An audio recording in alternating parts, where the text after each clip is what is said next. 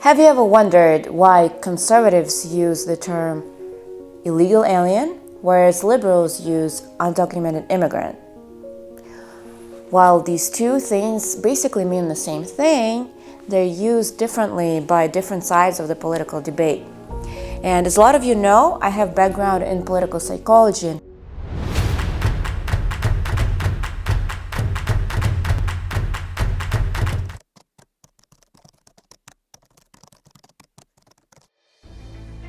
Today we're going to tap into how this very important tool called euphemisms affect the way you and other citizens are perceiving politics. Immigration is just a very good topic for euphemisms, and they're used there very frequently. There is no other issue in political discourse where there's so many euphemisms. This is basically because immigration in general is a very emotional issue. Let's talk in a little bit more detail about the euphemisms undocumented immigrants. This is a very positively framed euphemism. It invokes sympathy. So it's no surprise that it's used by people who support DACA, amnesty, and other actions that in general support foreign nationals. Because this frame, it really talks about that there is nothing wrong with those people. It really is just some bureaucratic issue of them being undocumented, but they really haven't done anything wrong. So it just invokes really positive thoughts. We want to like those people, we kind of want to help them. I've been here since I was 4. America's all I know. Now I'm terrified of being sent back to a country I don't know. I've been feeling depressed because I don't know if my hard work is going to amount to anything since I'm undocumented. I hide my undocumented status from my significant other because I don't want him thinking I'll use him to get a green card. I would cry myself to sleep because people thought I was a bad person for not having documents. I'm not a bad person. If I would have stayed in the country I came from, I would have already been dead by now. I've always wanted to join the military and fly a fighter jet, but I can't even enlist because I'm undocumented. Illegal alien frame, or illegal alien euphemism as we want to call it, is quite different. So instead of invoking sympathy, it paints the issue as the issue of, law and order issue with foreign nationals. And as opposed to undocumented immigrants, this frame makes us dislike these people, doubt them. And it's frequently used by people who are against immigrants in general, or definitely against foreign nationals breaking the law in that manner. And it's generally a conservative frame, so you will see it in a conservative debate. And so through these frames that invoke either sympathy or animosity, we can frame the debate however we want.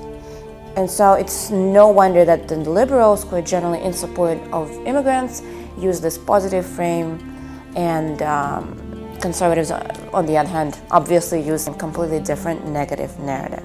There are quite a few euphemisms that appeared in this past couple of years, especially in the context of immigration. So some examples that are used by both left and right are anchor baby for the right and birthright citizenship for the left. Another good example is amnesty for illegal aliens on the right and pathway to citizenship on the left. So these euphemisms, again, the same thing basically, but framed in a different way.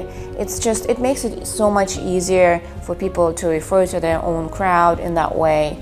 The way euphemisms work is that they're basically subliminal primes. They invoke these automatic reactions. It takes a split second for the euphemism to work, and it's especially working very well for people who are not decided on how they think about immigration yet. Think about somebody who's just browsing the internet and scrolling down, maybe a Google search, a news Google search where they just looked for news on immigration. If they encounter euphemisms like illegal alien or anchor baby, they're gonna start perceiving immigration negatively right away.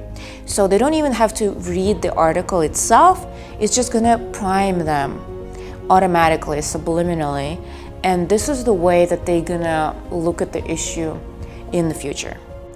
Obviously, I do understand there's no escape for us to be exposed to the euphemisms when we consume media information.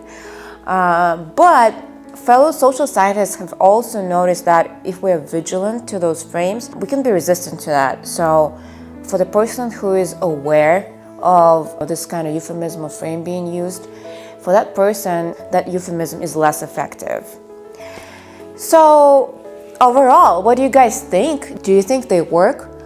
Or do you think political psychology is just some bullshit science that doesn't know what they're talking about? Do you really think that politicians are viciously using those frames? Or is it just, by accident? I really want to start a conversation with you, so please let me know. Comment down below or just direct message me. I'd love to hear from you. And for more videos like this, follow my social media. Until then, till next time, bye.